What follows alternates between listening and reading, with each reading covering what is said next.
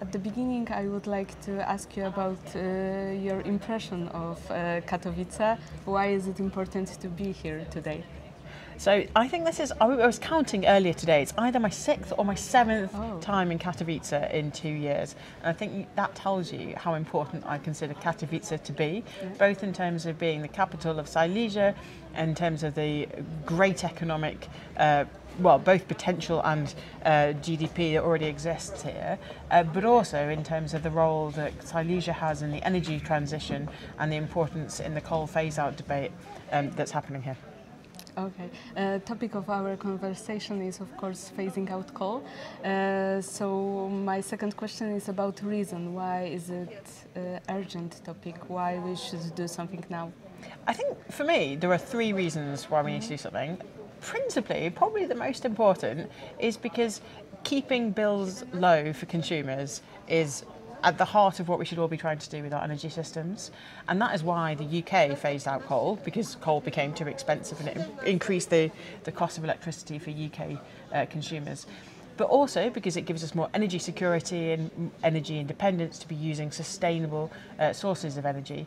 And then third, of course, there is a climate emergency, and that is something that the UK government is taking significant action to try and bring down our carbon emissions, and then we're looking to other countries across the world, not just Poland but everywhere, to do the same.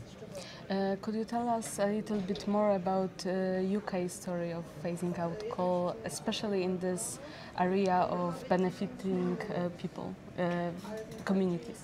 I absolutely can. So at one point in the UK, over 1 million people were involved in the coal mining industry. And I think that means that most people in the UK, including myself, will have some family connection to coal mining. If you go back to my great-grandfather, he actually died in the mines. And my grandmother was a widow up to the age of 90, raising her family by herself. Others will have less tragic stories than that. But there is a family connection, which maybe a few generations ago now, but is part of the UK's rich history. We went from 40% coal in the energy mix to less in 2012 to less than 1% in the energy mix last year. It was one of the fastest coal phase-outs. But I will say that we didn't get it completely correct.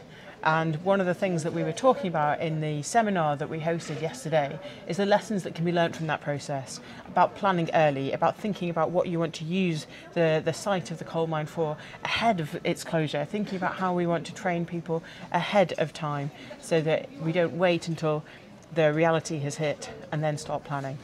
But there are really great examples. If you look in the northeast of England, where some of the old coal mining areas have been rejuvenated and now real centres of excellence for offshore wind, or down in the south of Cardiff, where we were talking just yesterday about how they are doing really incredible experimentation with tidal technology and with vertical farming, which doesn't strike me as an obvious thing to use an old coal mine for, but is nonetheless a really exciting step forward.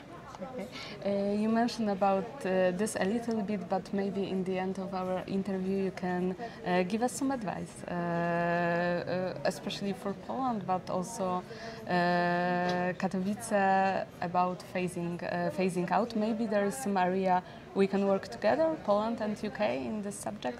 So what I have learned is that there is no one-size-fits-all approach to phasing out coal, and it has to be a conversation between local communities, local governments, local businesses about what the best approach for that area is.